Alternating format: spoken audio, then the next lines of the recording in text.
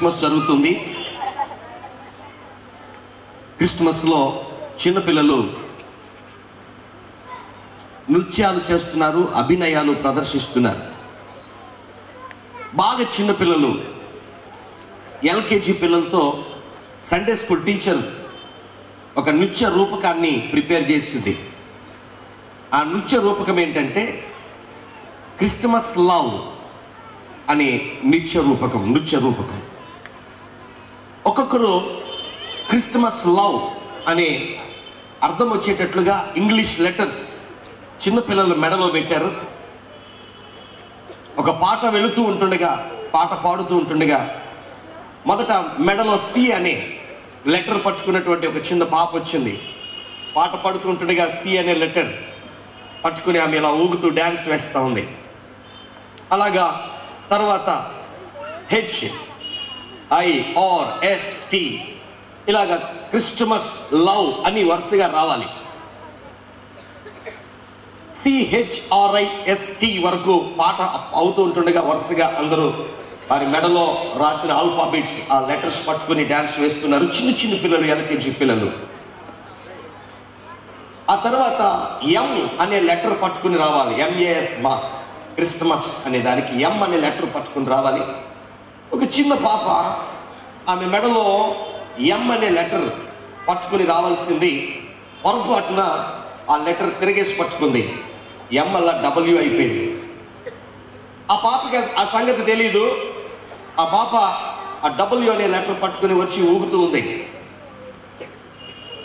ఆడియన్స్లో ఉన్న వారందరూ నవ్వుతున్నారు. ఎందుకంటే ఆ పాప M అనే లెటర్ తిరిగేసి పట్టుకుంది. అది Wగా కనపడుతుంది. పాట అయిపోయింది, క్రిస్మస్ లవ్ అని రావాలి. కానీ చివరికి అది చదివితే ఏమొచ్చింది అంటే క్రైస్ట్ వాజ్ లవ్ అని వచ్చింది.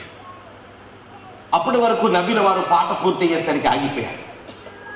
కారణం ఏమిటి అంటే క్రిస్మస్ లవ్. యేసు ప్రభు వారు భూమి మీదకి వచ్చినప్పుడు ఆయన ప్రేమను భూమి మీద చూపించారు. Christ was love. అవును, యేసు ప్రభు ప్రేమ అయి ఉన్నాడు. అర్థమేమీ మారలేదు. దేవుడు లోకమును ఎంతో ప్రేమించి, ఇది ఒక భారతదేశానికో, ఒక రాష్ట్రానికో, ఒక రంగు వారికో, ఒక వర్ణం వారికో, ఒక వర్గం వారికో సంబంధించిన పండుగ కాదు. ఇది ప్రపంచ పండుగ. ఎందుకంటే దేవుడు లోకమును ప్రేమించాడు. ప్రపంచంలో ఉన్న ప్రతి దేశము వారు క్రిస్మస్ పండుగ జరుపుకుంటున్నారు. జపాన్ దేశంలో క్రైస్తవ శాతం 1% లెక్కల ప్రకారంగా. జపాన్లో కూడా అద్భుతమైనటువంటి క్రిస్మస్ సంబరాలు జరుగుతూ ఉన్నాయి. అసలు క్రిస్మస్ అంటే ఏమిటి? చాలా మంది ఇక్కడ క్రైస్తవులు ఉన్నారు, కొంతమంది క్రైస్తవేతరులు కూడా ఉన్నారు. క్రిస్మస్ అంటే ఏంటి? ఒక ఆయన క్రిస్మస్ దినాల్లో, ఈ డిసెంబర్ వచ్చేసరికి క్రిస్మస్ హడావడి ప్రారంభమవుతుంది కనుక ఈ క్రిస్మస్ సీజన్లో ప్రజలు క్రిస్మస్ను ఎలా సెలబ్రేట్ చేసుకుంటారో, క్రిస్మస్లో వారి అనుభూతి ఏంటో తెలుసుకోవాలని అనుకుని ఇలాగ ఒక మైక్ పట్టుకుని ఇంటర్వ్యూ చేయడం ప్రారంభించి ఇలాంటి చిన్న పిల్లల దగ్గరికి వెళ్ళాడు. పాప, అసలు క్రిస్మస్ అంటే ఏంటి అని అడిగాడు. ఆ చిన్న పిల్లలు చెప్తున్నారు, క్రిస్మస్ అంటే అంకుల్, మా సండే స్కూల్ అక్కలు మాకు కొరియోగ్రఫీ నేర్పిస్తారు, కంఠత వాక్యాలు నేర్పిస్తారు. ఆ రోజు మేము స్టేజ్ మీద వాటిని ప్రదర్శించాలి. ఆ రోజు మాకు కేకులు పెడతారు, మా మమ్మీ డాడీ మాకు కొత్త బట్టలు కొంటారు, చాక్లెట్స్ ఇస్తారు. ఇదే క్రిస్మస్ అన్నారు. ఆయన అనుకున్నాడు, చిన్నపిల్లలకి క్రిస్మస్ అంటే ఇలా అర్థమైంది అనుకున్నాడు. ఆ తర్వాత ఒక గృహిణి దగ్గరికి వెళ్ళారు, ఒక స్త్రీ దగ్గరికి వెళ్ళి అడుగుతున్నారు, క్రిస్మస్ అంటే ఏమిటి అని అడుగుతున్నారు. అప్పుడు ఆమె చెప్తుంది, ఏమండి, క్రిస్మస్ అంటే నెల క్రితమే ప్రారంభమైపోద్దండి. మా పైన అటక మీద ఉన్నటువంటి ఇత్తడి సామాన్లన్నీ కిందకి దించి చక్కగా చింతపండు తెల్లగా తోవాలి, ఇక ఇల్లంతా శుభ్రం చేయాలి, పిల్లల కొరకు జంతికలు అరుసులు సిద్ధం చేయాలి, చాలా పిండి వంటలు వండాలి. అబ్బో, క్రిస్మస్ అంటే చాలా కష్టమేనండి అందావిడి. ఆయన అనుకున్నాడు, ఈమెకి క్రిస్మస్ అంటే ఇలా అర్థమైంది. ఒక గృహ యజమాని దగ్గరికి వెళ్ళాడు. గృహ యజమాని అడుగుతున్నాడు, ఏమండి క్రిస్మస్ అంటే ఏమిటండి అని అడిగితే, అబ్బో క్రిస్మస్ అంటే చాలా కష్టం అండి, ఎందుకంటే క్రిస్మస్ నెలలో నేను షాపింగ్ చేయాలి, ఆ నెలలో ప్రతి నెల కంటే ఖర్చు ఎక్కువగా ఉంటుంది, అసలే పెద్ద నోట్లు మారటం లేదు, కాబట్టి క్రిస్మస్ రోజున షాపింగ్ చేయాలి, ఇంటిలో పాతికి బట్టలు కొనాలి, ఏమండి మా అత్తగారికి కొనాలి, మా తోటికోడలకు కొనాలి, అందరికీ బట్టలు కొనాలి, చాలా కష్టమండి షాపింగ్ అన్నాడట. ఇలాంటి యవనస్తులను అడిగాడట, క్రిస్మస్ అంటే ఏమిటంటే, అబ్బో నెల రోజుల ముందు నుంచే మాకు హడావిడి ఉంటుందండి, ఏమండి మేము క్యారల్స్ ప్రిపేర్ అవ్వాలి, చర్చ్ డెకరేషన్ చేయాలి, క్రిస్మస్ రోజున ఆ ముందు రోజు రాత్రికి మాకు నిద్ర ఉండదు, క్యారల్స్ తిరగాలి, ఇదే క్రిస్మస్ అంటే అన్నారట. ఇలా ఒక్కొక్కరు ఒక్కొక్క అనుభూతిని తెలియచేస్తున్నారు. క్రిస్మస్ అంటే ఒక్కొక్కరు ఒక్కొక్క రకంగా క్రిస్మస్ను జరుపుకుంటున్నారు. ఆయనకు ఒక ఆలోచన వచ్చిందట, అసలు యేసు ప్రభు 2000 సంవత్సరాలకు పూర్వము 2016 సంవత్సరాలకు పూర్వం పుట్టాడు కదా, ఇప్పుడు క్రిస్మస్ జరుపుకుంటున్న వారిని అడిగితే ఒక్కొక్కరు ఒక్కొక్క అనుభూతి చెప్తున్నారు. మొదటి క్రిస్మస్ జరిగినప్పుడు అనగా 2016 సంవత్సరాలకు పూర్వం యేసు ప్రభు వారు కన్య మరియ గర్భాన బెత్లెహేము నగరములో ఉద్భవించినప్పుడు అక్కడ ఉన్నటువంటి ప్రజలు, ఆ మొదటి క్రిస్మస్ జరిగినప్పుడు ఉన్నటువంటి ప్రజలను అడుగుదాం, వారు ఏం చెప్తారో అని ఆలోచించాడట. ఆయన అడగడం మొదలు పెట్టాడు. ఈరోజు నా ప్రసంగం అదే, ఇంటర్వ్యూ చేద్దాం. మొదటి క్రిస్మస్ లో ఉన్నటువంటి వ్యక్తులను, వారి క్రిస్మస్ అనుభూతి ఏంటో మనం అడిగి తెలుసుకుందాం. క్రిస్మస్ మొదటి క్రిస్మస్ లో ఎవరెవరు ఉన్నారు అంటే, పిల్లలు క్రీస్తు పుట్టుక నాటకం వేస్తారు, నాటిక వేసిన తర్వాత లాస్ట్ లో ఆ నాటికలో ఉన్నటువంటి క్యారెక్టర్స్ అందరూ పైకి వస్తారు గ్రూప్ ఫోటో కొరకు. దాన్ని మనం ఏమంటామంటే ఆ చివరి ఘట్టము, అందులో నటించిన వారందరూ దాన్ని నేటివిటీ సీన్ అంటారు. అందులో మరియ కనపడుతుంది, యోసేపు కనపడతాడు, బాలుడైన యేసు ప్రభు కనపడతాడు, పక్కన దూతలు ఉంటారు, గొర్రెల కాపర్లు ఉంటారు, జ్ఞానులు ఉంటారు, ఇంకొక ఆయన కూడా ఉంటాడు, ఎవరక్కడ అనే హేరోదు రాజు కూడా ఉంటాడు. ఇప్పుడు ఒక్కొక్కరిని నాకున్న సమయాన్ని బట్టి ఒక్కొక్కరిని మనం ఇంటర్వ్యూ చేద్దాం. నెంబర్ 1, మొట్టమొదట ఆ క్రిస్మస్ లో ఉన్నటువంటి యవనస్తుల దగ్గర ప్రారంభిద్దాం. 2016 సంవత్సరాలకు పూర్వము ఈ మొదటి క్రిస్మస్ జరిగిన రోజున అక్కడ 2 యవనస్తులు మనకు కనపడతారు. 2 యవనస్తులే, పెళ్లి కాని యవనస్తులు. అఫ్ కోర్స్ వారికి ప్రధానం మాత్రమే జరిగింది. ఆ అమ్మాయి పేరు మరియమ్మ. ఆమె దగ్గరికి వెళ్ళి, అమ్మ క్రిస్మస్ లో నీ అనుభూతి ఏంటి అని అడిగితే ఆమె ఇలా చెప్తుంది, జాగ్రత్తగా వినాలి. ఆమె ఇలా చెప్తుంది, యథావిధిగా ప్రతిరోజు ప్రార్థన చేసుకుంటున్నట్టుగా ఆ రోజు నేను ప్రార్థన చేసుకుంటున్నానండి, సడన్ గా నా గదంతా వెలుగైపోయింది ఏంటని నేను ఆలోచిస్తుంటే నా ముందు గాబ్రియేలు దూత కనపడింది. ఆమె అంటుంది, దయాప్రాప్తురాలా నీకు శుభము అన్నది. నాకు ఏంటో ఆ శుభం అర్థం కాక ఈ శుభవచనం ఏమిటి అని ఆలోచిస్తున్నాను. ఇంతలో మరలా గాబ్రియేలు దూత చెప్తుంది, అమ్మా నీవు గర్భవతివి అంది. బాబు లాంటి వార్త నా గుండె ఆగిపోయింది. అంతకుముందే నాకు నిశ్చితార్థం జరిగింది, అంతకుముందే నాకు ప్రదానం జరిగింది, ఇంకా పెళ్లి కార్డులు కూడా వేసుకోలేదు, ఇంకా మ్యారేజ్ డేట్ కూడా పెట్టుకోలేదు, బట్టల షాపింగ్ కూడా చేసుకోలేదు. ఈ లోపల బాబు లాంటి వార్త ఏంటంటే నీవు గర్భవతివి. అడిగాను నేను, ఇది ఎలా సాధ్యం అని. దేవదూత చెప్పిన మాట ఏంటంటే, సర్వోన్నతుని శక్తి నిన్ను కమ్ముకుంటుంది, పరిశుద్ధాత్మ వలన నీవు గర్భం ధరిస్తావు అంది. ఏం చేయాలో నాకు అర్థం కాలేదు. 1 నిమిషం నేను ఆలోచించాను అని చెబుతుంది. ఇక్కడ 1 నిమిషం నేను ఆగుతాను. ఇదే సిచ్యుయేషన్ ఇక్కడ ఉన్న యూత్ వారు చాలా మంది ఉన్నారు. మీకొస్తే మీ రెస్పాన్స్ ఏంటి? యవనస్తులుగా వీ హ్యావ్ సమ్ డ్రీమ్స్. మనకు కొన్ని కళలు ఉంటాయి, మన జీవితాన్ని గురించి, మన భవిష్యత్తుని గురించి కొన్ని కళలు కంటున్నాం. హృతిక్ రోషన్ లాంటి వాడు పెళ్లి చేసుకోవాలి అని ఆలోచన ఉంటుంది. మన పెళ్లి గురించి, మన భవిష్యత్తుని గురించి కొన్ని కళలు ఉంటాయి, మనకి కొన్ని ప్రణాళికలు ఉంటాయి. సడన్ గా దేవుడు వచ్చి, సడన్ గా దేవదూత వచ్చి, నువ్వు పలానా వాడిని పెళ్లి చేసుకోవాలి అంటే, ఏ తప్పు చేయకుండా నువ్వు గర్భవతివి అంటే, మరియ ప్లేస్లో ఇక్కడ ఉన్న యవనస్తులు ఒక్కసారి ఊహించండి. నేను అనుకుంటాను ఇప్పుడు చాలా స్పీడ్ యుగం కదా, ఒకవేళ మరియ ప్లేస్లో ఇప్పుడున్న యవనస్తులు ఎవరైనా ఉంటే ఇలాంటివి నాకు కుదరం, ఇంకెవరైనా చూసుకో. కానీ మరియ 2 ఆప్షన్స్ ఎన్నుకోలేదు. ఒక అద్భుతమైనటువంటి మాట చెప్పింది, ఇదిగో ప్రభు దాసురాలను నీ చిత్తము చెప్పున నాకు జరుగును కాక. మరియ జీవితంలో క్రిస్మస్ అంటే ఏమిటి అని అడిగితే ఆమె చెప్పే ఒకే ఒక మాట, క్రిస్మస్ అంటే దేవుని మాటకు లోబడ్డం, దేవుని మాటకు విధేయత చూపించడం.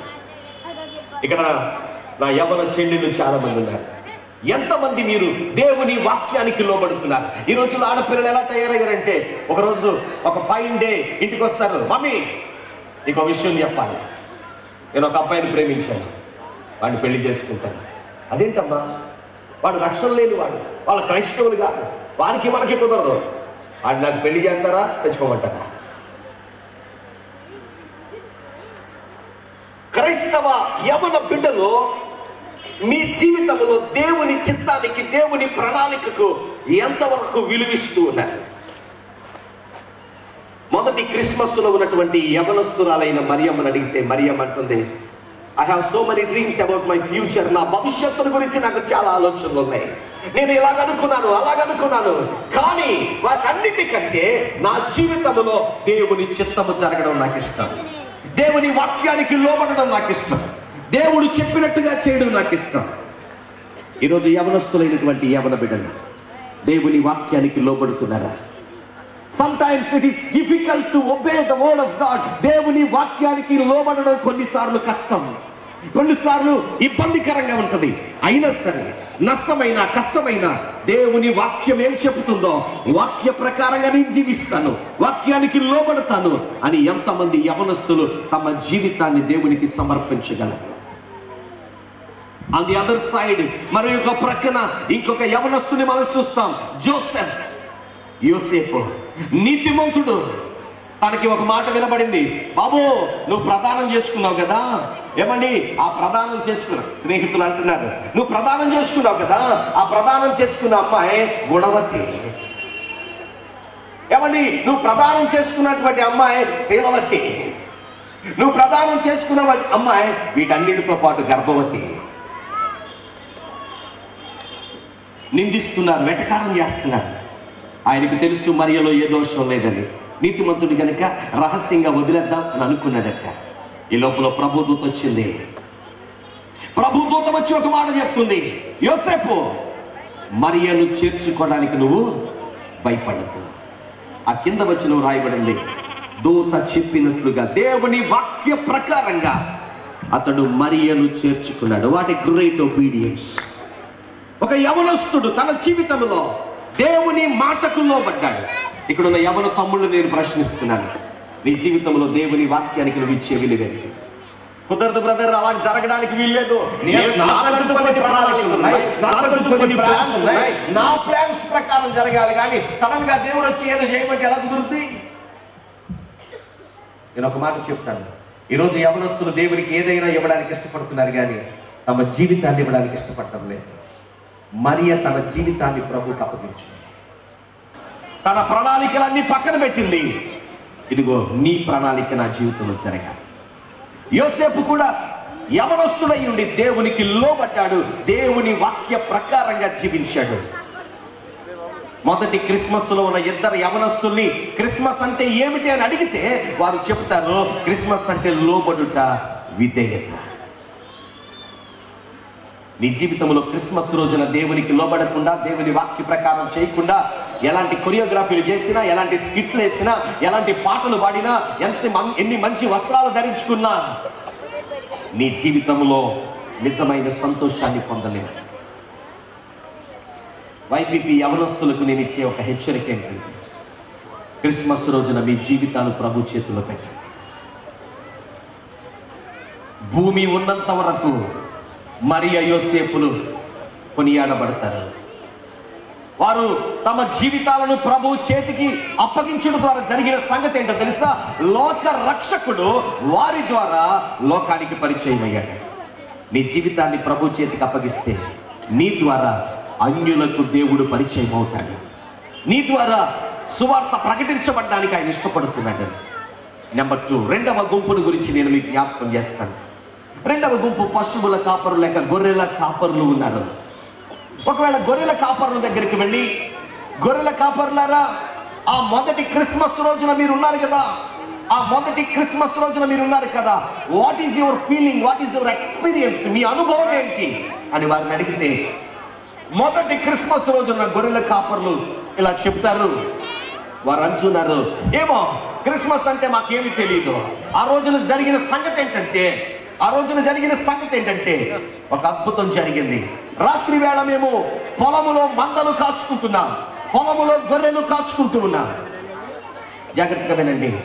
క్రిస్మస్ రోజున గొర్రెల కాపర్లారా మీ అనుభవం ఏమిటంటే, వారు చెప్పే మాట, క్రిస్మస్ అంటే మేము విన్న వాటిని కన్న వాటిని ప్రచురము చేయడం.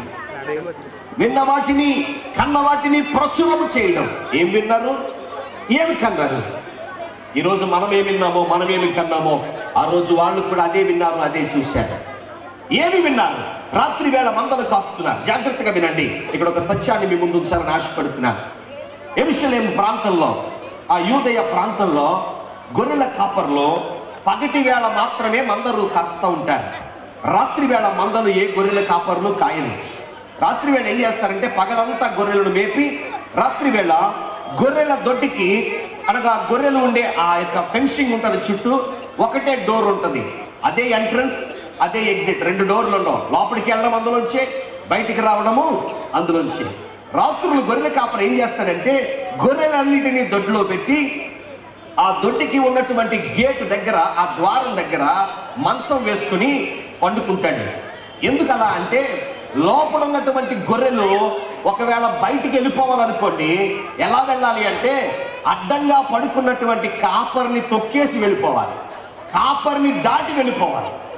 ఆరెల్స్ ఇంకొక విషయం, పోనీ బయట ఉన్నటువంటి ఎలుగుబంట్లు కానీ సింహాలు కానీ గొర్రెల మీద దాడి చేయాలనుకోండి, అడ్డంగా పడుకున్నటువంటి కాపరిని చంపి కాపరిని దాటి లోపలికి వెళ్ళాలి. అంటే గొర్రెలకు గొర్రెల కాపరి అంత భద్రత ఇస్తాడు. కానీ ఇక్కడ రాయబడిన మాట, రాత్రి వేళ లూకాసు వార్త 2వ అధ్యాయం 8 నుంచి 14 వరకు చదివితే, రాత్రి వేళ గొర్రెల కాపర్లు తమ మందను కాస్తున్నారు. పగటి వేళ కాసే గొర్రెల కాపర్లు రాత్రి వేళ ఎందుకు కాస్తున్నారు? వీళ్ళు అందరిలాంటి గొర్రెల కాపర్లు కాదు, వీరు సామాన్యమైనటువంటి గొర్రెల కాపర్లు కాదు, వీళ్ళు ఒక ప్రత్యేకమైన పని అప్పగించబడినటువంటి గొర్రెల కాపర్లు. జాగ్రత్తగా వినండి. ఆ రోజు యెరూషలేము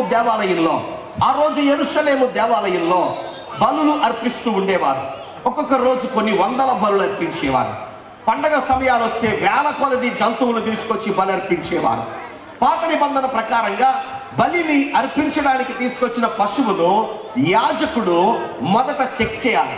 తల మొదలుకుని అరిపాదం వరకు జాగ్రత్తగా పరిశీలించాలి. ముడత, మచ్చ, డాగు, కళంకము ఏది లేనిది, నిర్దోషమైనది, నిష్కళంకమైనటువంటి గొర్రె పిల్లను మాత్రమే బలి అర్పించడానికి లోపలికి పంపిస్తారు.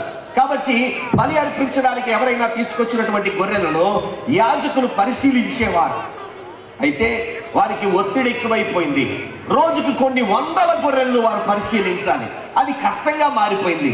కాబట్టి ఆ రోజుల్లో యాజకులు ఒక ఆలోచన చేశారు, ఒక పని చేద్దాం, ఎవరు పడితే వారు ఎక్కడ పడితే అక్కడ గొర్రె పిల్లలు తెస్తున్నారు, వాటికి మచ్చలు ఉన్నాయో డాగులు ఉన్నాయో మనం చెక్ చేయలేకపోతున్నాం, పరిశీలించలేకపోతున్నాం. కాబట్టి అని వారు ఒక మంచి ఆలోచన చేసి ఒక గ్రూప్ ఆఫ్ షెపర్డ్స్, కొంతమంది గొర్రెల కాపర్లను పిలిచి వారికి ఒక పని అప్పగించారు. అబ్బాయి, మీకు ఒక పని చెప్తాం, మీరు పగటి వేళ గొర్రెలు కాస్తారు కదా, దానితో పాటు రాత్రులు కూడా గొర్రెలు కాయండి. మీకు కొన్ని గొర్రెలు అప్పగిస్తాం. ఆ గొర్రెలను మీరు జాగ్రత్తగా పెంచండి. దాని మీద ఏ చిన్న గీత పడకూడదు, ఏ యొక్క ముళ్ళు గీసుకోకూడదు, లేకపోతే ఏదైనా ఒక శత్రువు లేకపోతే ఏదైనా వాటిని చంపడానికి వచ్చినటువంటి క్రూర మృగాలు దాని మీద దాడి చేయకుండా, మచ్చ లేకుండా వాటిని మీరు పెంచండి. ఒకవేళ ఎవరైనా మా దగ్గరికి గొర్రె పిల్లలను తీసుకొస్తే మేము వాటిని తీసుకోం, ఇదిగో పలానా షెపర్డ్స్ ఉన్నారు, పలానా గొర్రెల కాపురులు ఉన్నారు, వారి దగ్గర కొనుక్కొచ్చారనుకోండి, మేము ఇక చెక్ చేయకుండా లోపలికి పంపిస్తాం. ఆ రోజుల్లో వారిని గొర్రెల కాపర్ని అలాగ కాంట్రాక్ట్ కుదుర్చుకున్నారు. ఇప్పుడు యెరూషలేము దేవాలయంలో ఏం జరుగుతుందో చూడండి. ఒక ఆయన గొర్రె పిల్ల తీసుకొచ్చాడు. యాజకుడు అడుగుతున్నాడు, అబ్బాయి ఎక్కడ కొన్నావు? ఇదండి మా ఊర్లోంచి తెచ్చాను. పక్కకుండు. వెనకాల ఇంకొక ఆయన వచ్చాడు, అబ్బాయి ఎక్కడ కొన్నావు గొర్రెని? ఇదండి ఫలానా మీరు ఏర్పాటు చేశారు కదండి, ఆ గొర్రెల కాపర్ల దగ్గర కొన్నానండి. ఏది బిల్లు చూపించు. బిల్లు చూపిస్తే వెరీ గుడ్, ఇంక చెక్ చేయక్కర్లేదు, తీసుకెళ్ళిపోండి. నీకు అర్థమైంది అనుకుంటా. అలాగ ఒక ప్రత్యేకమైన పని కొరకు పగలు రాత్రి గొర్రెలను కాసే గొర్రెల కాపర్లు రాత్రి వేళ తమ మందను కాచుకుంటున్నారు. వారు కాసే గొర్రెలు దేని కొరకంటే కేవలము యెరూషలేము దేవాలయములో పాప పరిహారార్థము నిమిత్తము రక్త ప్రోక్షణం కొరకు బలి అర్పణగా అర్పించడానికి గొర్రెలను వారు పెంచుతూ ఉన్నారు. అలాంటి గొర్రెల కాపర్ల దగ్గరికి ఆల్ ఆఫ్ ఎ సడన్ ఒక రాత్రి వారి చుట్టూ మహిమ ప్రకాశించింది, వెలుగు ప్రకాశించింది. వారు మిక్కిలి భయపడ్డారు. వారు భయపడడానికి కారణం ఏంటో తెలుసా? ఏదో దయ్యం వచ్చేసింది మమ్మల్ని చంపేస్తుందని కాదు. అయ్యో, మనం కాస్తున్న గొర్రెలు ఏమైపోతాయి, ఈ దయ్యము గొర్రెలను తీసుకెళ్ళిపోద్దేమో, ఈ దయ్యము గొర్రెలను చంపేస్తుందేమో, లేక ఈ దయ్యము గొర్రెలను గాయపరుస్తుందేమో. అలా గాయపరిస్తే రేపటి నుంచి యెరూషలేము దేవాలయములో బలి అర్పణలు ఆగిపోతాయి అని వారు భయపడుతున్నారు. ఈ లోపల దేవదూత చెప్తుంది, ఇదిగో భయపడకండి, ప్రజలందరికీ కలుగబోవు మహా సంతోషకరమైన శుభవర్తమానము నేడు నేను మీకు తెలియజేస్తున్నాను. ఏంటి శుభవర్తమానం? వారు ఇల్లిటరేట్స్ పీపుల్, చదువు లేని వారు, విద్య లేని పామరులు, గొర్రెల కాపరులు, వారికి అర్థమయ్యేలా చెప్తుంది. ఏంటి ఆ శుభవర్తమానం? దావీదు పట్టణమందు నేడు రక్షకుడు మీ కొరకు పుట్టాడు. రక్షకుడు అంటే ఏమి లేదే, మీరు గొర్రెను తీసుకెళ్లి ఆ గొర్రెను మీ పాపమునకు బలిగా యెరూషలేములో దేవాలయములో బలర్పిస్తున్నారు కదా, అదే రక్షకుడు. ఆ గొర్రె రక్షకుడు మిమ్మల్ని రక్షిస్తున్నాడు. మీరు తప్పించబడుతున్నారు, గొర్రె వధించబడుతుంది. ఆ గొర్రె రక్షకుడు. ఓహో, అలాగా. ఏం చేయమంటావు? ఇదిగో మీకు ఇంకా క్లియర్ గా అర్థం అవడం కొరకు ఒక ఆనవాలు ఇస్తాను. దానికి ఇదే మీకు ఆనవాలు. ఒక శిశువు పొత్తిగుడ్డలతో చుట్టబడి ఒక తొట్టెలో పరుండి ఉండుట మీరు చూస్తారు. మీరు గొర్రెను ఈనినప్పుడు దాన్ని చక్కగా గుడ్డతో తుడిచి పశువును పండుకునే ఆ తొట్టెలో ఎలా పడుకోబెడతారో అలాగా ఆ గొర్రె ప్లేస్ లో ఒక శిశువు ఉంటాడు. అది చూసినప్పుడు మీకు అర్థమవుతుంది ఆయనే రక్షకుడు అని. ఆ మాట వారు విన్నారు. విన్న తర్వాత వాళ్ళు అనుకున్నారు, ఒరే నీకేమైనా అర్థమైందా దేవదూత చెప్పింది అంటే? నాకు కొంచెం అర్థం అవునట్టుగా ఉంది రాలేదు. అయితే ఒక పని చేద్దాం, వెళ్ళి చూద్దాం. అందరూ కలిసి వెళ్ళారు. వెళ్ళి ఆ తొట్టెలో పండుకొని ఉన్న శిశువును చూచారట. ఎవరిని చూచారు? శిశువును చూచారు. యాక్చువల్గా ఆ గొర్రెల తొట్టెలో, లేక ఆ పశువుల తొట్టెలో గొర్రె పండుకొని ఉంటది. ఆ గొర్రె యెరూషలేము దేవాలయములో ఒకనాడు బలి అర్పించబడాలి. గొర్రెను బలి అర్పించడానికి ఉపయోగిస్తున్నారు. ఇప్పుడు వారికి అర్థమైన విషయం ఏంటంటే, ఇక మనం ఏటేటా గొర్రెను అర్పించక్కర్లేదు. అందరి పాపముల నిమిత్తము ఒకేసారి చనిపోవడానికి ఒక గొర్రె పుట్టింది, ఒక రక్షకుడు పుట్టాడు అని వారికి అర్థమైంది. బైబిల్లో రాయబడినటువంటి మాట. ఇక పస్కా పశువు వధించబడవలసిన అవసరం లేదు. మనందరి పాపముల కొరకు యేసు ప్రభు వారు ప్రాణత్యాగం చేయడానికి ఒక స్కేప్ గోటుగా, వధ పశువుగా, వధ గొర్రె పిల్లగా ఈ లోకానికి వచ్చాడు. యేసు ప్రభు వారు నడిచి వస్తున్నప్పుడు యేసు ప్రభు వారి కంటే ముందు పుట్టినటువంటి యోహాను యేసు ప్రభును చూచి అంటున్నాడు, ఇదిగో లోక పాపమును మోసుకొని పోవు దేవుని గొర్రె పిల్ల. వారికి అర్థమైంది. వారు రక్షకుడు పుట్టాడని విన్నారు, ఆ సంగతి కళ్ళారా చూశారు. ఇప్పుడు వారు ఏం చేస్తున్నారు తెలుసా? వారు విన్న వాటిని, కన్న వాటిని ప్రచురము చేస్తున్నారు. నా ప్రశ్న, ఈ క్రిస్మస్లో నీ పాపముల కొరకు నీ పాపములను భుజం మీద వేసుకుని ఆయన నీ శిక్షను భరించి నిన్ను పరలోకానికి, మోక్షానికి తీసుకెళ్ళడానికి యేసు ప్రభు వచ్చాడు అని ఎంతమందికి ఈ క్రిస్మస్ రోజున నువ్వు చెప్పావు? నువ్వే పొలం వండేసుకుంటున్నావు, నువ్వే కేకులు వండేసుకుంటున్నావు, నువ్వే పక్కనున్న క్రైస్తవులకి పంపిస్తున్నావు. కానీ ఎరగని వారికి ఒక్కరికైనా నీ పాపముల కొరకు యేసు ప్రభు భూలోకానికి వచ్చాడని ప్రకటించావా? గొర్రెల కాపరులను గనక క్రిస్మస్ అంటే ఏమిటి అంటే, దే మే సే దట్, వారు చెప్తారు, Christmas is nothing but proclamation of the gospel, సువార్తను ప్రకటించడం. ఏమిటి ఆ సువార్త?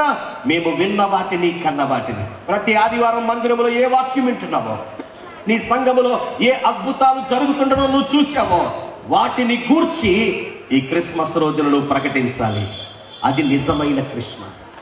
మొదటి గుంపు యవనస్తులైనటువంటి మరియ యోసేపులు చెప్పారు, మొదటి గుంపు క్రిస్మస్ అంటే దేవునికి లోబడ్డం. రెండవ గుంపు గొర్రెల కాపర్లు చెప్తున్నారు, క్రిస్మస్ అంటే దేవునికి విధేయత చూపించడం మాత్రమే కాదు, సువార్తను ప్రకటించడం. మూడవ గుంపు వీళ్ళు జ్ఞానులు. తూర్పు దేశపు జ్ఞానులు అని బైబిల్లో రాయబడింది. Wise men from east. తూర్పు దేశపు జ్ఞానులు. తూర్పు దేశం అంటే మన భారతదేశం కూడా తూర్పు దేశంలోనే ఉంది. చాలా మంది ఏమనుకుంటారంటే యేసు ప్రభు వారు పాశ్చాత్య దేశపు దేవుడు అనుకున్నారు. కానీ యేసు ప్రభు వారు మన ఆసియా ఖండంలో పుట్టారు. ఆ సంగతి మనం గమనించాలి. యేసు ప్రభు వారు ఏషియా మైనర్ లో ఆసియా ఖండములో పుట్టినవాడు. ఈ తూర్పు దేశపు జ్ఞానులకు అర్థమైన విషయం ఏంటంటే ఆకాశంలో నక్షత్రాన్ని చూచి యేసు ప్రభు పుట్టాడు అని అర్థమైంది. రాజులకు రాజు పుట్టాడు అని అర్థమైంది. కాబట్టి వారు ప్రయాణం చేసి వచ్చారు, నక్షత్రాన్ని చూసి వచ్చారు. జాగ్రత్తగా వినండి, నక్షత్రాన్ని చూసి వచ్చారు. అయితే కొంత దూరం నడిచిన తర్వాత వారి సొంత జ్ఞానాన్ని ఉపయోగించి నక్షత్రాన్ని వదిలేసి యూదుల రాజుగా పుట్టినవాడు ఎక్కడున్నాడని యెరూషలేములో రాజగృహంలోనికి వెళ్ళి కలవరాన్ని తీసుకొచ్చారు. మొత్తానికి వారు తమ తప్పును సర్దిద్దుకొని తప్పు త్రోవలోంచి మరలా రైట్ వేలో పడ్డారు. నక్షత్రము యేసు ప్రభు ఉన్న ఇంటి వరకు వచ్చే వరకు వారికి ముందుకు నడిచింది. ఇప్పుడు జాగ్రత్తగా వినండి, జ్ఞానులు చేసిన పని ఏంటి అంటే వారు ఆ శిశువు ఉన్న ఇంటిలోనికి వచ్చారట. ఇంటిలోనికి వచ్చి వారు ఏం చేశారంటే సాగిల పడ్డారు. ఎవరు? సాగిల పడ్డారు. సాగిల పడ్డారు. ఎవరి ముందు సాగిల పడ్డారంటే ఆ శిశువు ముందు సాగిల పడ్డారు. ఎవరిని పూజించారు అంటే శిశువును పూజించారు. ఇది చాలా విచిత్రంగా ఉంది. అక్కడ శిశువును కనినటువంటి మరియమ్మ ఉంది, శిశువును కనినటువంటి ఫాదర్ యోసేపు ఉన్నాడు. ఒకవేళ మనం ఎవరైనా ఇంటికి చిన్న బాబు పుట్టినప్పుడు పలకరించడానికి వెళ్ళామనుకోండి, ఎవరిని పలకరిస్తాం? ఆ చిన్న పుట్టినటువంటి ఆ బేబీ దగ్గరికి వెళ్ళి పలకరిస్తామా? వెంటనే ఫాదర్ దగ్గరికి వెళ్తాం, షేక్ హ్యాండ్ ఇస్తాం, కంగ్రాచులేషన్స్ అంటాం. తల్లి దగ్గరికి వెళ్తాం, కంగ్రాచులేషన్స్ చెప్తాం. తల్లిని గ్రీట్ చేస్తాం, తండ్రిని గ్రీట్ చేస్తాం.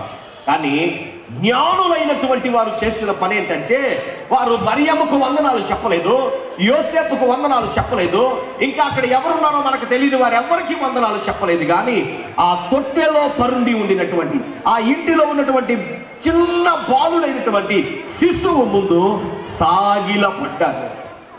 సాగిలపడ్డారు.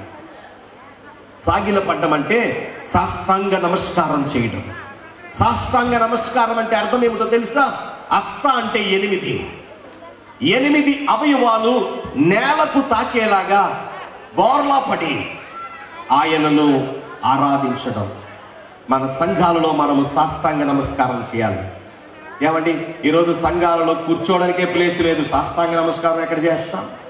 సాష్టాంగ నమస్కారం అంటే మన 8 అవయవాలు దేవుని దగ్గరకు తీసుకురావాలి. తల మొదలుకొని, ఫోర్ హెడ్ మొదలుకొని, తల తలంపులను సూచిస్తుంది, కళ్ళు దృశ్యాన్ని సూచిస్తున్నాయి, చెవులు వినికిడిని, చేతులు, కాళ్ళు, హృదయము, 8 అవయవాలు దేవునికి సమర్పించి సాష్టాంగ నమస్కారం చేయాలి. వారు శిశువును పూజించారు. ఎవరిని పూజించారు? వారు ఎందుకు శిశువును పూజించారో తెలుసా? వారు జ్ఞానులు కనుక. ఈ మాట చెప్పడానికి నేను ధైర్యంగా చెప్తున్నాను ఈ మాట. ఈరోజు చాలా మంది అజ్ఞానులు శిశువును మానేసి మరియమ్మను పూజిస్తున్నారు. జ్ఞానులు మరియమ్మకు వందనాలు చెప్పలే, మరియమ్మకు గిఫ్ట్లు ఇవ్వలే. వారు ఎవరికి ఇచ్చారు? శిశువుకి ఇచ్చారు. ఈరోజు ఎలా తయారైపోయిందంటే క్రైస్తవత్వం. డొనాల్డ్ ట్రంప్ అమెరికా దేశపు అధ్యక్షుడు, ఆయన భారతదేశానికి వస్తున్నాడు అనుకోండి. ఆయన భారతదేశానికి వస్తున్నాడు, చెన్నై ఎయిర్పోర్ట్లో ఆయన దిగుతున్నాడు. కాబట్టి మోడీ గారు, ఎల్కే అద్వానీ గారు, వెంకయ్య నాయుడు గారు, దత్తాత్రేయ గారు వీళ్ళందరూ ఎయిర్పోర్ట్లో దండలు పట్టుకుని ఉన్నారు. ఎయిర్పోర్ట్లో దండలు పట్టుకుని నిలబడ్డారు. ప్లెయిన్ వచ్చింది, రన్వే మీద ప్లెయిన్ వచ్చి ఆగింది. డొనాల్డ్ ట్రంప్ అమెరికా అధ్యక్షుడు ఫ్లైట్లోంచి దిగి వస్తూ ఉన్నాడు. వీళ్ళు దండలు పట్టుకుని ముందుకెళ్తున్నారు. జాగ్రత్తగా వినండి, వీళ్ళు దండలు పట్టుకుని ముందుకెళ్తున్నారు, ఆయన నడుచుకుని వస్తున్నాడు. ఇద్దరు దగ్గరికి వచ్చారు. అయితే మన భారతదేశపు నాయకులందరూ కలిసి డొనాల్డ్ ట్రంప్కు దండలు వేయకుండా డొనాల్డ్ ట్రంప్ను దాటుకుని వెళ్ళి విమానానికి దండలేశాడు. విమానానికి దండలేసి ఇలా అంటున్నారు, ఓ విమానమా, నువ్వెంత గొప్పదానివి, అసలు నువ్వే లేకపోతే ట్రంప్ మా దేశానికి వస్తాడా? ట్రంప్ను మా దేశానికి తీసుకొచ్చిన విమానం గనక మేము నీకే దండలేస్తాం అన్నారు అనుకోండి, ఎలా ఉంటుంది? ఈరోజు చాలా మంది ఏమంటున్నారంటే అసలు మరియమ్మ లేకపోతే యేసుప్రభు ఎలా పుడతాడండి? కాబట్టి యేసుప్రభుని కాదు ఆరాధన చేయడం, ఎవరిని ఆరాధన చేయాలి? కానీ జ్ఞానులైన వారు యేసు ముందు, శిశువు ముందు సాగిలపడ్డారు, పూజించారు. వారు పెట్టెలు విప్పారు, బంగారము, బోళము, సాంబ్రాణిని వారు దేవునికి సమర్పించారు. సమర్పించిన తర్వాత ఎప్పుడైతే నువ్వు దేవుని దగ్గరికి వస్తావో, నీ హృదయం అనే పెట్టెలు విప్పుతావో, నీ అవయవములన్నీ, నీ శరీరం అంతటిని దేవునికి అర్పించి సజీవ యాగముగా సాగిలపడి ఆయన మొక్కుతావో, ఒక అద్భుతం జరుగుతుంది. జాగ్రత్తగా వినండి. ఏంటో అద్భుతం తెలుసా?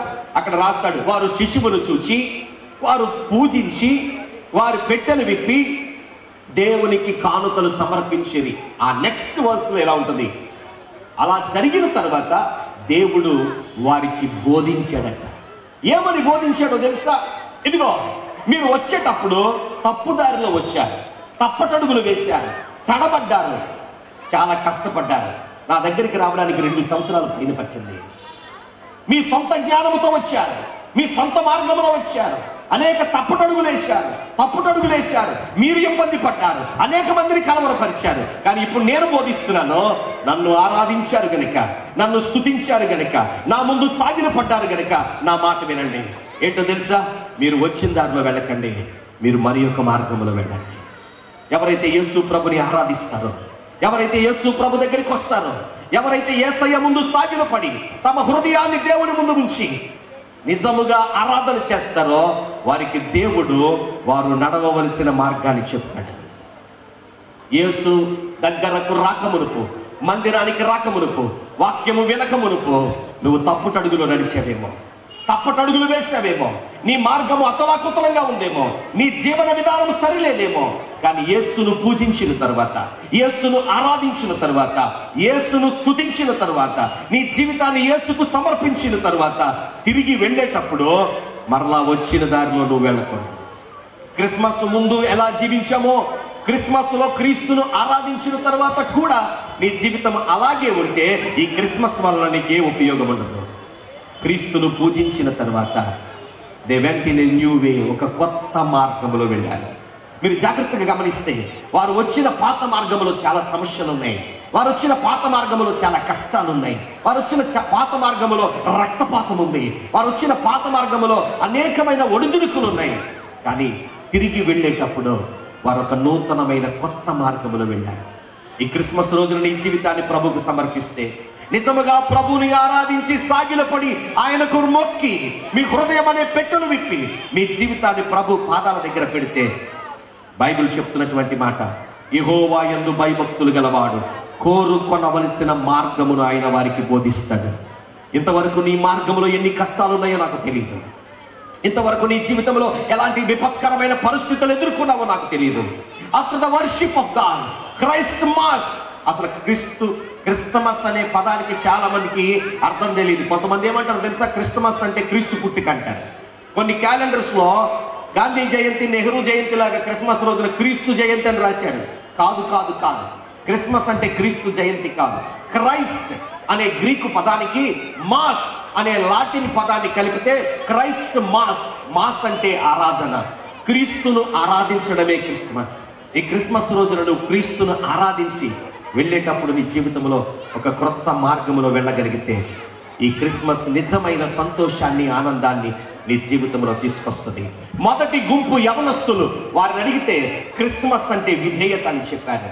రెండవ గుంపు గొర్రెల కాపరులు, వారిని అడిగితే క్రిస్మస్ అంటే దేవుని స్తుతించడం, దేవుని ప్రకటించడం, మేము విన్న వాటిని కన్న వాటిని ఇతరులకు తెలియచేస్తాం. మూడవ గుంపు జ్ఞానులను అడిగితే క్రిస్మస్ అంటే ఒక కొత్త మార్గం.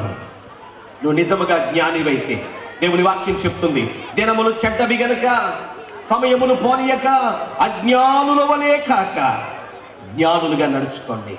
నిజముగా జ్ఞానులైతే దేవుని బోధ విని, మేము జ్ఞానులు అండి, ఎలాగెళ్ళాలో మాకు తెలుసండి అనలేదు. వాళ్ళు దేవుని మాట విన్నారు, దేవుని మాట విని ఒక కొత్త మార్గంలో వారు వెళ్ళారు. నేను ముగించడానికి ముందు 4వ గుంపుని గురించి చెప్పి నేను ముగిస్తాను. ఈ క్రిస్మస్లో ఇంకొక గుంపు ఉందండి. ఈ క్రిస్మస్లో ఇంకొక గుంపును మనం చూస్తాం. ఆ గుంపు ఎవరు అంటే భయంకరమైనటువంటి హేరోదుల గురించి మనం చూస్తాం. హేరోదును అతనితో కూడా ఉన్న వారును. మత్తయి సువార్త 2వ అధ్యాయము 3వ వచనం. ఒకవేళ హేరోదు దగ్గరికి వెళ్ళి మీరు అడగండి, ఏమండి మొదటి క్రిస్మస్ రోజున మీరు ఉన్నారు కదా, క్రిస్మస్ రోజున మీ అనుభూతి ఏంటంటే అతడు చెప్పే మాట, క్రిస్మస్ అంటే కలవరం. క్రిస్మస్ అంటే కలవరం. ఈరోజు చాలా మంది జీవితాలలో క్రిస్మస్ రోజున కూడా భయంకరమైన కలవరం ఉంది. పైకి కొత్త బట్టలు వేసుకుంటున్నారు, పైకి నవ్వుతూ కనపడుతున్నారు, హృదయాలలో కలవరం ఉంది. హేరోదు క్రిస్మస్ రోజున కలవరపడుతున్నాడు. అతను మాత్రమే కాదు, హేరోదును అతనితో కూడా ఉన్న వారందరూ కలవరపడి. ఈ క్రిస్మస్ రోజున జ్ఞానులు అత్యానంద భరితులయ్యారో, హేరోదు కలవరపడుతున్నాడు. హేరోదు భయంకరమైనటువంటి జీవితం జీవించాడండి. యవన కాలంలో రోడ్స్ అనే దీవిలో చాలా అల్లరి చిన్న అల్లరి బ్యాచ్ వేసుకుని తిరుగుతా ఉంటే, రోమా చక్రవర్తి అయినటువంటి సీజర్ అగస్టస్ ఆ రోడ్స్ దీవిలో అల్లరి చిల్లరగా తిరుగుతున్నటువంటి హేరోదును పిలిచి, రే బాబు నిన్ను లీడర్ని చేస్తాను రా అని చెప్పి, ఆ హేరోదు యవనస్తుడిగా ఉన్నప్పుడు ఈ యొక్క ప్రాంతానికి ఆ హేరోదును సామంత రాజుగా చేశాడు. హేరోదుకు రాజ్యాన్ని అప్పగించాడు సీజర్ అగస్టస్. రాజ్యాన్ని అప్పగించి, ఇదిగో లీడర్షిప్ క్వాలిటీస్ ఉన్నాయి కాబట్టి ఈ ప్రాంతాన్ని నువ్వు పరిపాలించుకో, చక్కగా పన్ను కట్టు అన్నాడు. హేరోదు ఎలా తయారయ్యాడంటే, తను లీడర్ని చేసినటువంటి సీజర్ అగస్టస్కి ఎదురు తిరిగాడు. పన్ను కట్టడం లేదు. అడిగాడు, ఏమయ్యా హేరోదు పన్ను పంపించాడా? ఏమో సార్, ఎంత పంపిస్తున్నాడో ఎంత పంపించట్లేదో ఏం తెలియదు. ఆ రోజుల్లో మనిషి మీద పన్ను ఉండేది. మనుషులు ఎంతమంది ఉంటే అంతమందికి పన్ను కట్టాలి గవర్నమెంట్ వారికి, రోమా ప్రభుత్వం వారికి. కాబట్టి సీజర్ అగస్టస్ అడిగాడు, హేరోదు పన్ను కడుతున్నాడా? లేదండి, పన్ను కట్టట్లేదు. అయితే ఓ పని చేయండి, అసలు ఎంతమంది ఉన్నారు లెక్క పెట్టండి, ఆడు పంపించే పన్ను ఎంత ఉంది, అసలు జనం ఎంత ఉన్నారు, ఎంతమంది ఉన్నారో లెక్క కట్టండి అని అప్పుడే జనాభా సంఖ్య రాయించాడు సీజర్ అగస్టస్. ఈ హేరోదు తన 3 భార్యలను చంపాడు. హేరోదు జీవితంలో 14 మందిని చంపాడు. ఎందుకు అంటే, నేను యూదుల రాజును, ఇంకొక రాజు పుట్టడానికి వీలు లేదు. తన స్థానాన్ని పోగొట్టుకోవడానికి ఇష్టపడలేదు. తన సింహాసనాన్ని కోరుకోవడానికి ఇష్టపడలేదు. తన తర్వాత తన కొడుకులు ఎక్కడ తన బ్రతుకుంటుండగానే దాడి చేసి తన సింహాసనాన్ని ఆక్రమిస్తారని తన కొడుకులను కూడా చంపించేశాడు. యూదులను మెప్పించడానికి మరియాం అనే ఒక ఆమెను ప్రేమించాడు, పెళ్లి చేసుకున్నాడు. యూదులు మెప్పించడానికి, అటు సమరయులను మెప్పించడానికి క్లియోపాత్ర అనే ఆమెను పెళ్లి చేసుకున్నాడు. భయంకరమైనటువంటి జీవితాన్ని జీవించాడు. చరిత్ర మీరు చదివితే చాలా భయంకరంగా ఉంటుంది. హేరోదు మరణశయ్య మీద ఉన్నప్పుడు ఇంకా చనిపోలేదు.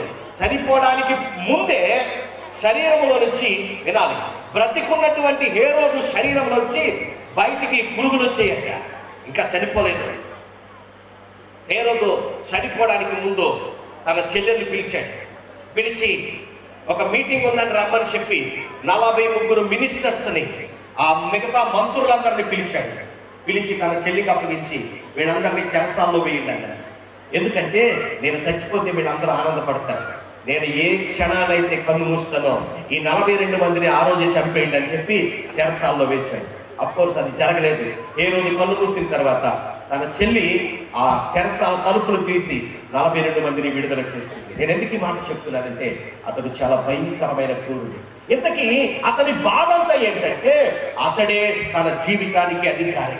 తన రాజరికాన్ని, తన అధికారాన్ని పోగొట్టుకోవడానికి ఇష్టపడడం లేదు. ఈ రోజు ఇక్కడ కూర్చున్న వారిలో, నా స్వరం వింటున్న వారిలో కూడా చాలా మంది హేరోదులు ఉన్నారు. వారి బాధ ఏంటో తెలుసా? యేసు ప్రభు అంటే వారికి కావాలి, యేసు వారికి కావాలి. ఎందుకో తెలుసా? యేసు రక్షిస్తాడు, యేసు స్వస్థపరుస్తాడు, యేసు అద్భుతాలు చేస్తాడు, యేసు సహాయం చేస్తాడు. యేసు వారికి కావాలి, కానీ ప్రభువు వారికి వద్దు. మీకు అర్థమైందా? యూదులు యేసును అంగీకరించారు. యేసు ప్రభు అద్భుతాలు చేస్తుంటే ఓకే చెయ్యి, బాగుంది. చనిపోయిన వారిని లేపుతుంటే ఓకే బాగుంది, చెయ్యి. 5 రొట్టెలు 2 చేపలు పంచి పెడతా ఉంటే ఓకే వెరీ గుడ్, చెయ్యి అన్నారు. కానీ నేను మెస్సయ్యాను, నేను రాజునంటే మాత్రం ఒప్పుకోలేదంట. నువ్వు మాకు రాజుగా ఉండడానికి వీళ్ళు. ఈరోజు చాలా మంది క్రైస్తవులు ఏంటో తెలుసా? యేసు ప్రభు కష్టాల్లో సహాయం చేయడానికి కావాలి, అనారోగ్యం వస్తే స్వస్థపరచడానికి కావాలి, కానీ యేసు రాజుగా మాత్రం వద్దు. యేసును రాజుగా అంగీకరించడానికి చాలా మంది ఇష్టపడరు. అంగీకరిస్తే ఏమవుతుందో తెలుసా? ఇక నీ పెత్తనం చేయలేదు. నీ మీద ఆయన రాజుగా ఉంటాడు, నీ హృదయ సింహాసనం మీద ఆయన ఉంటాడు. ఆయన చెప్పినట్టు నువ్వు లోబడాలి, ఆయన ప్రభుత్వానికి నువ్వు లోబడాలి. క్రైస్తవులుగా మనకి యేసు, మనము వాడుకోవడానికి యేసు కావాలి, కానీ యేసయ్యకు లోబడడానికి మాత్రం మనం ఒప్పుకోం. యేసును రాజుగా అంగీకరించడానికి యూదులు ఒప్పుకోలేదు. ఈరోజు చాలా మంది యేసును రాజుగా ఒప్పుకోండి. అప్పుడప్పుడు మాకు కష్టం వచ్చినప్పుడల్లా వస్తామండి, కానుకేస్తామండి, ఏమండి మాస్టర్ గారి చేత పాపం చేయించుకుంటామండి, కష్టం పోతుంది కాబట్టి వెళ్ళిపోతామండి, అంతే. ఆయన చెప్పినట్టు మాత్రం విన్నాం. సామెతల గ్రంథంలో జ్ఞాని అని సొలొమోను అంటాడు, నీ ప్రవర్తన అంతటి యందు ఆయన అధికారానికి ఒప్పుకో. యేసును రాజుగా అంగీకరించడం అంటే అర్థం ఏంటో తెలుసా? నీ జీవితాన్ని ఆయన చేతిలో పెట్టాలి. ఆయన నీ మీద అధికారి గనక ఆయన చెప్పినట్టుగా చేయాలి. నువ్వు సబార్డినేట్ అంటే ఆయన పైన ఉన్నాడు, ఆయనకు లోబడమే ఆయన రాజ్యం కిందకి రావడం. యేసును యేసుగా ఒప్పుకోవడం చాలా తేలిక, కానీ ఈ రాత్రి యేసును రాజుగా ప్రభువుగా ఒప్పుకోవడం చాలా కష్టం. హేరోదు యేసును ప్రభువుగా ఒప్పుకోవడానికి ఇష్టపడలేదు. అందుకే అతని జీవితంలో ప్రశ్న ఏంటంటే, యేసును రాజుగా అంగీకరించేవా? యేసు నీ మీద ప్రభుత్వం చేయడానికి నువ్వు ఒప్పుకున్నావా? ఆయన ప్రభుత్వంలో ఉండడానికి నువ్వు ఇష్టపడ్డావా? హేరోదు ఇష్టపడలేదు, అందుకే కలవరం. ఆ రోజు యూదులు కూడా ఇష్టపడలేదు, అందుకే ఆయన సిలువేశారు. ఈయన ఒక రాజు అని చెప్తాడు ఏంటండి? ఈయన ఒక ప్రవక్తని చెప్పనివ్వండి ఒప్పుకుంటాం, ఈయన ఒక అద్భుతాలు చేసేవాడని చెప్పనివ్వండి ఒప్పుకుంటాం, సద్బోధకుడు అని ఒప్పుకుంటాం, అద్భుతాలు చేస్తున్నాడు కనుక ఒక మంచి వ్యక్తి అని చెప్పనివ్వండి ఒప్పుకుంటాం, మంచి గురువు అని చెప్పనివ్వండి ఒప్పుకుంటాం. బట్ రాజు అని చెప్తే మాత్రమే ఒప్పుకుంటాం. మా మీద ఆయనకి అధికారం చేయడానికి హక్కు లేదు. ఎప్పుడైతే యేసును నువ్వు రాజుగా ఒప్పుకోవో నీ జీవితంలో కలవరం ఉంటుంది. యేసు ప్రభును సిలువ వేయడానికి ముందు పిలాతు దగ్గరికి, రోమా గవర్నర్ పిలాతు దగ్గరికి తీసుకొచ్చారు. ఆ రోజు రోమా గవర్నర్ పిలాతు ఇంటరాగేట్ చేయడానికి ముందు మొట్టమొదట మీరు యోహాను సువార్త 19వ అధ్యాయం చదివితే ఇదిగో ఈ మనుష్యుడు అని ఉంటుంది. ఇదిగో ఈ మనుషుడు అనే మాట బోల్డ్ లెటర్స్ లో ముద్దక్షరాలతో రాసి ఉంటుంది. యోహాను సువార్త 19వ అధ్యాయం చదవండి. ఇంటరాగేషన్ అంతా అయిపోయింది. ఉదయం ఇంటరాగేషన్ చేశాడు, మరుసటి రోజు ఇంటరాగేషన్ చేయాలి. ఈ లోపల రాత్రి వెళ్ళేసరికి బైబిల్లో ఆమె పేరు రాయబడలేదు, చరిత్రలో రాయబడింది. పిలాతు భార్య క్లౌదియా ప్రొకెల్లా, ఆమెకు దేవుడు దర్శనం ఇచ్చాడు. ఆమె అంటుంది, ఆ నీతిమంతుని జోలికి నువ్వు వెళ్ళొద్దు సుమా అంది. ఉదయకాలం మరలా గబ్బాతా దగ్గర తీర్పు సింహాసనం మీద యేసు ప్రభు వచ్చాడు. వచ్చినప్పుడు ఆయన ఒక తీర్పు తీరుస్తూ ఒక శాసనం రాశాడు. ఇదిగో మీ రాజు అని ఉంది బైబిల్లో. ఇదిగో మీ రాజు. యేసు ప్రభుని తీసుకెళ్లి సిలువ వేశారు. ఆయన సిలువ మీద వేలాడుతున్నాడు. ఆ పైన 3 భాషల్లో చదవడానికి వీలుగా INRI అని ఉంటుంది. సిలువ మీద INRI అని ఉంటుంది. 3 భాషల్లో, ఆ రోజు ప్రాచుర్యంలో ఉన్నటువంటి 3 భాషల్లో, రోమా భాష, తర్వాత హెబ్రీ భాష, గ్రీకు భాష, 3 భాషల్లో చదవడానికి వీలుగా INRI అని ఉంటుంది. దాని అర్థం ఏంటంటే ఈసూస్ నజరేన్ రెక్స్ ఇడూరియస్ అంటే అర్థము ఈయన యూదులకు రాజు. ఆ మొక్క చదివిన తర్వాత యూదా పెద్దలందరూ పరుగున ఆ యొక్క ప్రెతోరియం అనబడినటువంటి ఆ పిలాతు కూర్చునే స్థలానికి వెళ్ళారు. అక్కడ అడుగుతున్నారు, ఏమండి గవర్నర్ గారు, మేము ఏం చెప్పాం? ఆయన యూదులకు రాజు అని చెప్పుకున్నాడు అని రాయమన్నాం. మీరేం రాశారు? ఆయనే యూదులకు రాజు అని రాశాడు, అది తీసేయండి అన్నారు. పిలాతు అన్నాడు, నేను రాసింది ఏదో రాశాను, గెట్ అవుట్ అన్నాడు. ఎస్, ఆయన యూదులకు రాజు. నువ్వు ఒప్పుకున్నా ఒప్పుకోకపోయినా నీ జీవితానికి రాజుగా ఆయన ఈ లోకానికి వచ్చాడు. ఒప్పుకుంటావా? యేసును నీ జీవితంలో రాజుగా చేసుకుంటే ఆయన రాజ్యములో ఏమండి నీతి ఉంటుంది, ఆయన రాజ్యములో ఆశీర్వాదం ఉంటుంది. ఆయన అధికారము కిందకు లోబడితే, నీ ప్రవర్తన అంతటి యందు ఆయన అధికారములకు నువ్వు ఒప్పుకుంటే, అప్పుడు నీ కొట్లలో ధాన్యము పొర్లి పారుతుంది, నీ గుడ్డలో ద్రాక్షారసము పొర్లి పారుతుంది. ఒకవేళ ఒప్పుకోకపోతే హేరోదులాగా కలవరమే మిగులుతుంది. ఇది 4వ గుంపు. హేరోదును అతనితో ఉన్నవారును యేసును రాజుగా ఒప్పుకోవడానికి ఇష్టపడలేదు. నా ఇష్టం చేస్తాను కానీ దేవుడు చెప్పినట్టు చేయను. ఈరోజు చాలా మంది ఆలోచన ఏంటంటే, నా ఇష్టం, నా జీవితం, నా ఇష్టం, నా ఇష్టం, నా ఇష్టం, నా ఇష్టం. ఇది నీ జీవితం, నీ ఇష్టమైతే నీకు కలవరమే మిగులుతుంది. హేరోదు భయంకరమైనటువంటి మరణాన్ని పొందుకున్నాడు. హేరోదు అనుకున్నాడు, నా సింహాసనం ఎవరికి ఇవ్వను, ఇది నా జీవితం, నా ఇష్టం, నాకు నచ్చినట్టు జీవిస్తాను, నేను ఎవరికి లోబడను అని అనుకున్నాడు. అందుకే అతని జీవితం కలవరంతో ముగిసింది. కానీ రాత్రి యేసయ్య, ఇది నా జీవితం కాదు, నీ జీవితం, నీ అధికారానికి ఒప్పుకుంటాను, నీ ఇష్టానికి లోబడతాను, నీ చేతుల్లో నా జీవితాన్ని పెడతాను, నువ్వు ఎలా చెప్తే అలా చేస్తాను అని నీ జీవితాన్ని కనుక ప్రభువుకి అప్పగిస్తే నీ జీవితంలో నిజమైన క్రిస్మస్ ఆనందాన్ని పొందుతావు. తనలో వంచండి, చిన్న ప్రార్థన చేస్తాను.